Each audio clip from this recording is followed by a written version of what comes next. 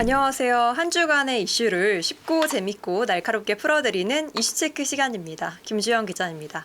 오늘도 막힘없는 경제 분석 김수원 MTN 기업경제센터장님과 함께하겠습니다. 안녕하세요. 네, 안녕하세요. 여천 NCC 한때는 직원 연봉이 억소리 날 정도로 잘 나가는 회사였는데 석유화학의 구조적 불황으로 어려움을 겪고 있습니다. 우여곡절 끝에 이 회사의 지분을 가진 한화와 DL이 모두 자금 지원을 하기로 했는데요. 문제는 이 두 회사 간의 갈등이 수면 위로 올라왔다는 겁니다. 이 두 회사 뭐 때문에 이렇게 싸우는지, 여천 NCC가 두 회사에 어떤 영향을 미치는지에 대해서 함께 살펴보도록 하겠습니다. 예, 잘 알려진 바처럼 그 여천 NCC라고 하는 회사 하나 때문에 한화그룹하고 DL그룹이 그 첨예한 갈등을 겪고 있거든요. 네, 연일 폭로전을 이어가고 그렇죠. 있죠. 사실상 거의 뭐 폭로전에 가까운 그 입장문들을 발표를 하고 있는데 도대체 왜 이 합작사 하나 때문에 이 큰 그 그룹 둘이서 그렇게 싸우고 있는지, 또 여천 NCC로 인해서 사실은 그 자금 지원 문제가 또 개입돼 있거든요. 돈 문제거든요. 그러면 이 여천 NCC로 인해서 한화그룹하고 DL그룹, 그 옛날에 대림그룹이었죠. 네. 여기에 또 좀 재무적으로는 어떤 영향을 줄 수 있는지 그 약간 좀 들어가가지고 속사를 한번 이렇게 한번 살펴보도록 네. 그렇게 하겠습니다. 오늘만 사는 회사라는 건 내일이 여천 없는 NCC 회사인 뭐 건가요? 오늘만 사는 회사인가 이렇게 보시면 좀 그런 느낌이 들 겁니다. 이제 내용을 보시면 우선은 이 NCC를 알기 위해서는 나프타 뭐 잘 아실 거예요. 우리 그 구독자분들 중에서도 나프타가 뭔지는, 이게 원유를 증류할 때 유출되는 그 탄화수소 화합물이거든요. 이 나프타를 보시는 바처럼 뭐 열분해를 하든지 급냉을 하게 되면 이렇게 에틸렌, 프로필렌, 또 부타디엔 같은 그 석유화학 그 기초 원료가 나옵니다. 근데 특히 여기 에틸렌 같은 경우는 이 에틸렌을 기초 유분으로 해서 많은 그 석유화학 제품들을 만들어낼 수가 있거든요. 그래서 이렇게 나프타를 여러 공정을 거쳐서 뭐 에틸렌이나 프로필렌 같은 걸 만들어낼 수 있는 이 설비, 이걸 우리가 NCC라고 합니다. 나프타 크래킹 센터. 그래서 나프타 분해 시설이라고 하거든요. 그러니까 이 여천 NCC라고 하는 회사는 글자 그대로 이제 이 나프타 분해 시설을 가지고 에틸렌이나 프로필렌, 부타디엔 같은 기초 유분을 생산하는 회사인데 국내 3위에 해당되고 한화하고 DL그룹의 합작사입니다. 99년에 출범을 했고요. 좀 정확하게 말하자면 한화솔루션하고 DL케미칼이 50대 50으로 갖고 있고, 여천 NCC에서 만들어지는 에틸렌은 이 두 회사에 이제 공급이 되고 있다. 이렇게 말씀을 드릴 수가 있죠. 근데 지금 이 석유화학, 특히 이제 NCC 업계의 상황을 보면 이게 지금 엄청나게 안 좋습니다. 예, 암울하다시피 할 정도인데, 간단하게 제가 조금 간단하게 이제 브리핑을 해드리면, 이 중국이 사실은 그 세계 3대 석유화학 제품 수입국이었거든요. 그래서 우리나라도 중국에 수출을 많이 했습니다. 우리 조금 뭐 좀 속된 표현으로 개꿀 빨았다 그렇게 말씀드릴 수가 있는데, 땡큐 중국 이런 시절이었죠. 과거 30년 동안 한국의 최대 고객이었는데 이 중국이 이제 자체 생산 능력을 확대를 하는 거예요.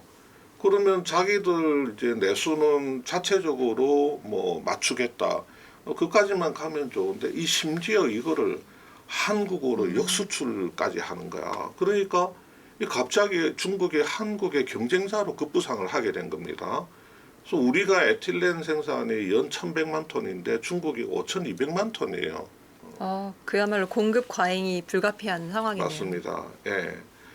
또 이제 더 무서운 게 뭐냐면 중동 있잖아요. 여기 간단찮아요. 지금 이 중동 애들이 COTC라는 그 공장을 지금 8개를 건설 중인데, 요 COTC라는 게 뭐냐면 원료에서 바로 석유화학 제품을 뽑아내는 겁니다. 그러면 나프타 분해 설비가 필요 없는 거예요? 없어요. NCC 거기가 설비가 없어요. 그러니까 이게 되는 거죠.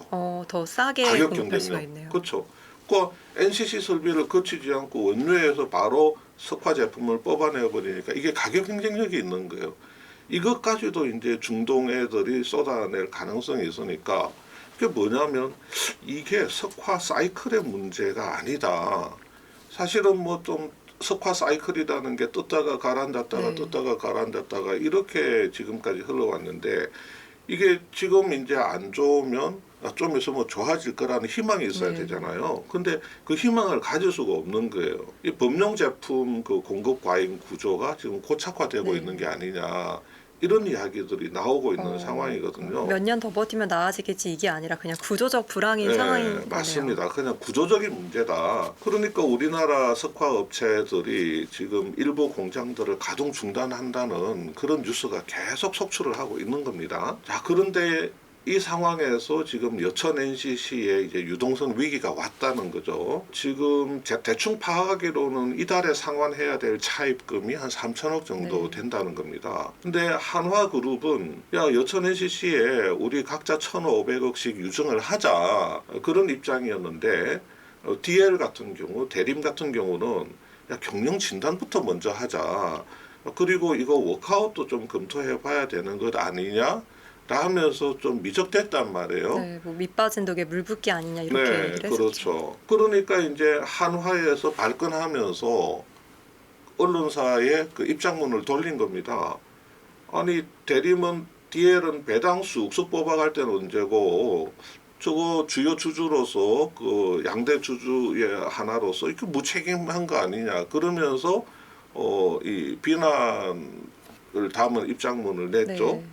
그러니까 이제 DL 그룹도 주춤했죠. 그런 게 언론에 보도가 되고 막 여론이 악화될 것 같으니까 지금 DL 케미칼이 2천억 원을 유증을 받아서 이 돈으로 여천 NCC에 자금을 지원하는 걸로 그렇게 지금 이사회에서 일단 결의를 했습니다. 그러니까 지금 2천억 원을 어디에 쓰겠다라고 공식적으로 밝히지는 않았지만 뭐 모회사로부터 DL 케미칼이 2천억 유증을 받겠다고 하는 걸로 봐서는 이 돈 중에서 상당 부분을 여천 여천 NCC 로 NCC에 넣겠다 그거겠죠. 그래서 이걸로써 한화하고 DL 간의 갈등은 뭐 조금 정리가 되는 게 아니냐 했는데 이렇게 서로 자금 조달에는 어느 정도 가닥을 잡았는데 그 이후로 계속 이제 서로 비난 입장문을 내놓고 있는 겁니다. DL 같은 경우는 이제 한화한테 이게 선빵을 맞았잖아요. 네. 그 선빵을 맞았기 때문에 카운터 펀치 이제 반격을 하는 거죠. 하나그룹 너네들 엄청나게 무책임하네? 뭐를 해주더네? 지금 여천 NCC가 왜 저렇게 됐는지 아무런 그 원인 제대로 된 원인 분석 없이 무조건 묻지마 식으로 증자만 남발하는 거 이게 여천 NCC 정상화에 도움이 되냐? 그리고 3월 달에 이미 우리가 각각 1,000억씩 투입해가지고 지원했을 때 연말까지는 자금 흐름에 문제가 없습니다. 그렇게 여천 NCC에서 밝히지 않았느냐. 근데 몇 달 만에 또 3천억 빵꾸 난다고 손을 손 내밀고. 벌렸죠. 예. 그러니까 왜 이렇게 몇 달 만에 이렇게 됐는지 경영 진단을 하자. 그리고 완전 이제 폭로급으로 나가는 겁니다. 빵 하고 터뜨리죠. 한화는 여천 NCC 제품을 무조건 더 싸게 받으려고 했다. 이건 사실 폭로거든. 네. 여천 NCC의 정당하고 공정한 이익을 한화가 훼손을 했는데 심지어 여천 NCC가 아닌 다른 타사의 에틸렌이 조금 더 싸다고 해서 구매선을 그쪽으로 돌리려고 했다. 이게 여천 NCC를 더 힘들게 했다고 거의 폭로급으로 나오게 되죠. 그러니까 또 한화가 또 한성질하는 그룹 아닙니까? 참지 않죠. 네. 나는 참지 않아 그러면서 오탑니다. 이거 고친다고 했는데 제가 못 고쳤네요. 적반하장. DL 이놈들 적반하장이다. 올해 초 국세청 세무조사에서 여천 NCC가 1,006억 원 법인세를 추징당했는데 DL 너네들한테 에틸렌 저가 공급했다가 법인세 물은 거 아니냐. DL 너네들하고 거래에 대해서 국세청이 추징한 게 962억 원. 우리 한화와의 거래분은 44억밖에 안 된다. 그러니까 거의 대부분이 DL 너네들이 에틸렌을 저가로 갖고 갔다가 국세청한테 두들겨 맞은 게 아니냐. 그러니까 한화그룹 입장에서는 적반하장이라는 네. 이야기를 할 만하죠. 근데 이례적으로 국세청 세무조사 내용까지 이렇게 폭로를 하는 거는 또 그렇습니까? 놀랍기도 했습니다. 네. 그리고 이제 DL의 심기를 엄청나게 불편하게 하는 너네들 25년 동안 여천 NCC에서 2조 2천억 배당 받아가지 않았느냐. 그래놓고 1,500억 지원하자는데 이걸 미적대? 묻어낼 거냐? 이러면서 좀 고급진 말로 첨예한 갈등, 속된 말로 대싸움이 이제 벌어지고 있는 겁니다. 왈왈대면서 서로 상대방을 향해서 이제 짖고 있는 거예요. 이런 상황인데 여천 NCC라는 게 사실 얼마나 잘 나가는 회사였느냐. 2016년도, 2017년도 직원 연봉 1위입니다. 우리나라에서. 삼성전자, SK텔레콤, 신한지주도 1억대였는데 얘네들을 다 제치고 이게 2017년 4월달 기사인데 우리나라에서 네. 그 무렵에 연봉 1억이 넘는 회사가 12개밖에 안 됐어요. 이 중에 절반이 석유화학 업체였다는 것도 지금 생각해 보면 참 까마득한 그랬었나? 그런 시절이 있었나? 만드는 족족 중국에다 팔던 그 시절이고. 맞아요. 여천 NCC가 1억 1,990만 원, 1억 2천이었어요. 그래서 이제 지금도 이때, 네. 1억 2천 연봉이면 지금 평균 연봉이 1억 2천인 회사가 얼마 안 돼요. 지금도. 그럼요. 그런데 제가 제 기억으로는 이 회사가 2014년도인가 그 무렵부터 1억 넘었고 2016년도에는 1억 2천이 된 겁니다. 그래서 유수의 기업들을 다 제쳤는데 뭐 코리안리 같은 그 유명하죠. 돈 많이 주기로 유명한 회사죠. 재보험회사 엄청 주잖아요. 또 그 금융회사 신한금융지주 그 다음에 우리 제조업 쪽에서는 뭐 삼성전자나 또 IT 쪽 SK텔레콤 얘네들이 여천 NCC 앞에서는 추풍낙엽처럼 날려가는 그 정도로 그 연봉을 많이 주는 진짜 잘 나가는 회사였다는 거죠. 근데 소개팅도 잘 됐다고 하더라고요. 이 시기에. 맞습니다. 네. 근데 지금은 어떠냐? 우리가 작년 10월 달에 여천 NCC가 700억 회사채 발행할 때 공시를 한 투자 설명서에 보면 이렇게 되어 있습니다. 24년 상반기 기준으로 총 차입금 1조 9,800, 한 2조 정도 되는 거죠. 이 중에서 단기 차입금이 1조 2천이에요. 어마어마한 단기 차입금, 1년 내에 상환해야 될 차입금을 안고 있다는 거죠. 그러니까 차입금 의존도가 엄청나게 높은 회사입니다. 차입금 의존도가 한 60%, 지금 60% 더 넘었을 거예요. 60% 조금 더 넘었을 것 같고, 그 다음에 단기 차입금하고 매입 채무 증가하고 있고, 영업 적자는 지속되고 있고, 현금 창출력은 당연히 약화되고 있고, 그러니까 재무 지표는 갈수록 떨어지게 되는 겁니다. 근데 재미있는 표현이 하나 있죠. 이 투자 설명서에 합작법인의 특성상 배당금 지급이 지속적으로 발생하고 있다. 이게 실제로 투자 설명서에 있는 표현이에요. 그러니까 50대 50이니까 서로 단독 지배력을 갖지 못하니까 뽑아갈 수 있을 때 최대한 그렇죠. 가져갈래 이렇게 했군요. 뽑아 먹을 수 있을 때 최대한 뽑아가자. 우리 뭐 일상용어로 뽕을 뽑자. 그런 거거든요. 뽑을 수 있을 때 무조건 뽑아가자. 그러니까 양대 주주가 2대 주주가 이렇게 있으니까 이게 어느 한 회사가 단독으로 대주주 같으면 이렇게 하겠어요? 그러니까 두 회사가 똑같은 지분율 가지고 경영진도 이렇게 분배해가지고 이렇게 있으니까 서로 벌었다 그러면 뽑아가기 바쁜 거예요. 그런 식으로 이제 해온 겁니다. 그 묻지마 배당의 흔적들이 회사의 그 재무제표에 그대로 드러나 있는 겁니다. 제가 회계상의 단기순이익, 그 다음에 캐시플로우상의 영업현금 흐름, 또 그 캐펙스 투자, 설비 투자, 그 다음에 배당금 나간 거, 그리고 연말 현금 이 표를 보시면 2016년도만 해도 한 5,800억 영업 현금을 장출을 했고 뭐 여기 설비 투자하고 배당금 이거 다 합치면 뭐 한 3,500억 정도 되죠. 그러니까 영업 현금 흐름보다는 훨씬 작았단 말이에요. 그래서 연말 현금으로는 한 3,400억 정도가 있는 겁니다. 근데 2017년도 가서 영업현금 많이 됐어요. 한 7,300억 영업현금이 났죠. 그 다음에 배당금으로 한 4천억 정도 뽑아갔어요. 자, 이때까지만 해도 기말 잔여 현금이 한 4,100억 정도 됐죠. 뭐 그럭저럭 오케이. 배당 많이 가져갔지만 살림이 좋네요. 배당을 많이 갖고 갔지만 또 연말에 현금이 그래도 3, 4천억 남는구나. 근데 18년도 딱 가가지고 그 해에 영업 현금이 한 5천억인데 배당으로 8,600억을 뽑아가요. 너무 많이 가져갔네. 그 다음에 캐펙스 투자로 한 1,000억 들어갑니다. 그러니까 여기서 한 1조 정도가 캐펙스 투자하고 설비 투자하고 배당으로 나가는데 영업현금 창출액은 5천억밖에 안 되잖아요. 근데 그 전년도에 2월 된 현금이 한 4천억 있잖아요. 여기에다가 또 뭐 일부 조금 차입도 받았겠죠. 어쨌든 간에 이렇게 쑥 뽑아가 버리니까 연말 현금이 얼마입니까? 132억. 132억밖에 안 남는 거예요. 이 네. 큰 회사의 연말 현금이 132억밖에 안 남도록 이렇게 배당을 많이 뽑아갔군요. 이렇게 갖고 간 겁니다. 2019년에 가서는 한 5,100억 영업현금 창출됐는데 이때는 이제 설비 투자가 많이 들어가요. 1호부터 한 3년 동안은 설비 투자가 많이 들어갑니다. 뭐 한 3,800억 투자 들어가는데 이렇게 캐펙스 투자가 많이 들어가니까 배당을 1,400억밖에 못 가져가요. 그래서 연말 현금은 그래도 한 1,000억 남짓도 남아 있었어요.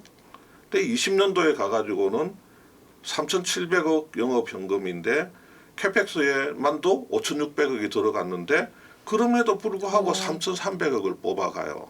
자, 그러니까 전년도에서 넘어온 현금에다가 당해 연도에 창출한 영업 현금을 더해도 캐펙스 투자나 배당금을 다 커버를 못하죠. 그러니까 이 해부터 이제 차입이 막 생겼겠죠. 네. 차입한 거 가지고 설비 투자도 하고 배당도 주고 하는 겁니다. 그러니까 배당에 대한 욕심을 저버리지 못하는 겁니다. 회사에 돈이 있건 없건. 그래서 연말에 여기저기서 돈을 땡겨가지고 배당하고 하다 보니까 연말에 한 1,300억 정도 현금이 있었는데 21년도 가서는 영업현금이 460억밖에 창출이 안 돼요. 이때부터 이제 조짐이 안 좋죠. 네. 근데 캐펙스 투자는 한 2,600억 들어가야 되는데 이때도 3,400억을 또 뽑아가요.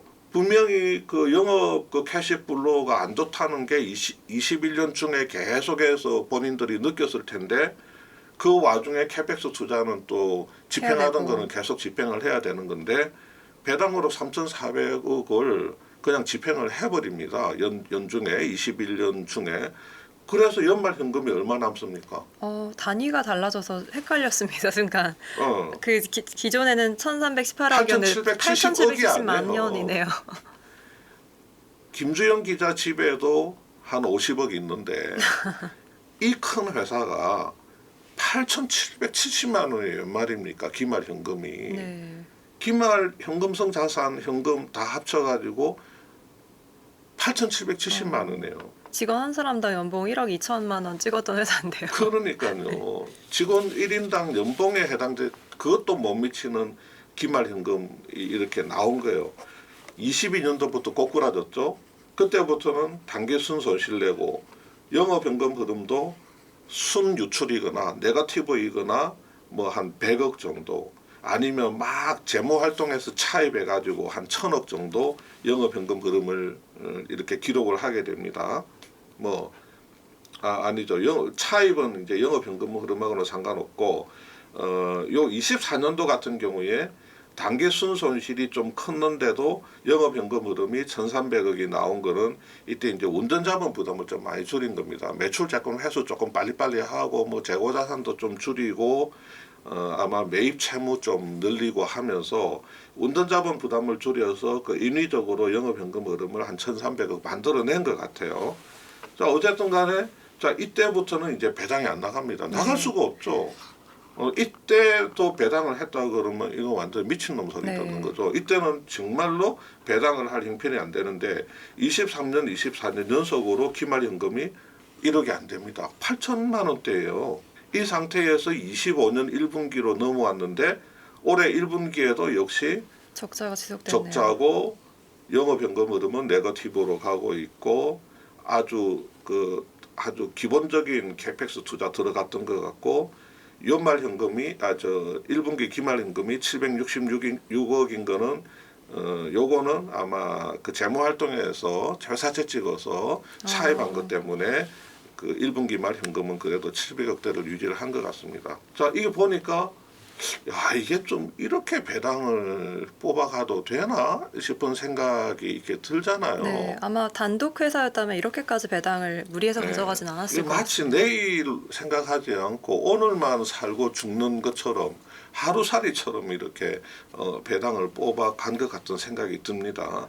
그 다음에 지금 현재 상황을 아주 단적으로 보여주는 게 바로 이 어. 전자단기 사체라는 겁니다. 이거 홈플러스 할 때 설명해 예, 주셨었죠. 홈플러스 할 때 제가 한번 굉장히 자세히 설명을 드렸는데 이 단기 사체 갚아야 될 단기 사체인데 요 표만 지금 바로 요 표를 보시면 조금 이해하기 어려우니까 제가 요 그림으로 설명을 드릴게요. 여천 NCC가 이 거래 업체들, 납품 업체들한테 뭐 원료 같은 걸 납품을 받죠. 그러면 카드로 결제를 해줍니다. 이 구매 전용 카드라고 해서 요 카드사하고 약정에 따라서 카드사가 발급해준 요 구매 전용 카드라는 법인 카드로 이 거래 업체한테 결제를 해줍니다. 그러면 카드사 입장에서는 여천 NCC에 대한 그 카드 대금 채권이 생기는 거예요. 근데 이 카드사는 여천 NCC에 대한 카드 대금 채권을 유동화를 합니다. 어떻게 하냐면 이 시장에 있는 이제 투자자들한테 야 내가 여천 NCC한테 받을 카드 대금 채권이 있거든. 그러니까 이걸 기초로 해서 내가 돈을 좀 너희들한테 좀 땡기려고 하는데 금리 한 3% 4% 쳐줄 테니까 나한테 좀 돈을 줘. 나는 여천 NCC한테 받을 카드 대금 채권이 있기 때문에 이거 너네들 믿지? 이거 문제 없이 들어올 거야. 그러면 이거 가지고 내가 갚아줄 수 있으니까 한 3, 4% 금리에 나한테 돈을 좀 줘 이렇게 합니다.